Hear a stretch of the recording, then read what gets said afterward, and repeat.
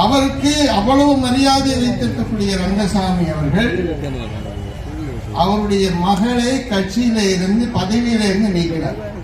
இதுக்கு என்ன காரணம் அப்படின்னா காரணம் இதுவரையும் பதிலே சொல்ல. ரெண்டாவது பாத்தீங்கன்னா பிஜேபியில் இருக்கக்கூடிய சாய் சரவணன் அவருக்கு என்ன இலக்கான அவருக்கே தெரியல. அந்த மாதிரி ஒரு குழப்பமான ஒரு இலாக்காவை அவர்கிட்ட கொடுத்து வச்சிருந்தாங்க. தேர்தல் முடிஞ்சது. முடிஞ்ச உடனே அரிசி போடணும்னு சொல்லி முதல்ல முடிவு எடுக்கிறாங்க.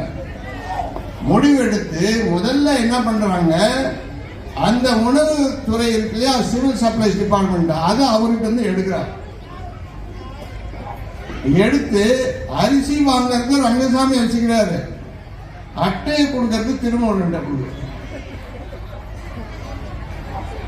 அதாவது ஒரே துறை, அரிசி நான் தான் வாங்குவேன், அட்டையை நீ வேணா வச்சுக்கோ. ஏன்னா அரிசியில தான் காசு வருது. முதல்ல என்ன பண்றாரு, சாய் சரவணன் வந்து காசு வருது அவரும் உடனே எடுத்துக்கினாரு. எடுத்து இருந்த அந்த காசை தான் வச்சுக்கினே அடுத்தது அவங்க கிட்ட கொடுக்குற. இதுதான் நம்மளுடைய ரங்கசாமியுடைய ஆட்சி. சாமியார் ஆட்சி அப்படின்னு சொல்லுவாங்க. உண்மைதான், சாமியார் ஆட்சி தான். இன்னைக்கு வந்து எல்லா சாமியாரும் இந்தியாவில் இருக்கக்கூடிய நிறைய சாமியார் எல்லாம் பாத்தீங்கன்னா பெரிய பெரிய காரை வச்சிருப்பாங்க, ஒரு கொடி போட்டுப்பாங்க. அந்த மடத்துக்குன்னு ஒரு கொடி இருக்கும், அந்த ஒரு அமைப்புக்குன்னு ஒரு கொடி வச்சிருப்பாங்க, அந்த கொடியை போட்டுப்பாங்க. இவரு என்ன பண்ணாரு, நானும் பெரிய காரை வாங்கிடுறேன், ஏன்னா நான் ஒரு சாமியார், நான் ஒரு சாமியார்.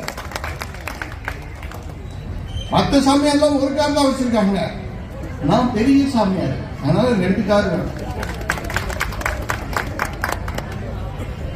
நான் எதுவுமே எனக்குன்னு கிடையாது, ஆனா எல்லாமே எனக்கு தான்.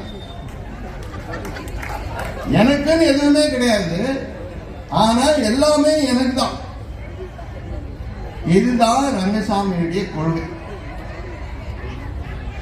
எதை எடுத்தாலும் அவருக்கு கிடைக்குமான்னு பார்ப்பாரு, அது கிடைச்சா கொடுப்பாரு, இல்லைன்னா கொடுக்க மாட்டாரு. எதை எடுத்தாலும் கொடுப்பாரு, அவர் தொகுதிக்கு மட்டும் கொடுப்பாரு, அடுத்த தொகுதிக்கு கொடுக்க மாட்டார். இதுதான் அவருடைய கொள்கை. இன்னைக்கு என்ன பரிதாபம்னு பாத்தீங்கன்னா அவருக்கே தொகுதி இல்லாம போச்சு.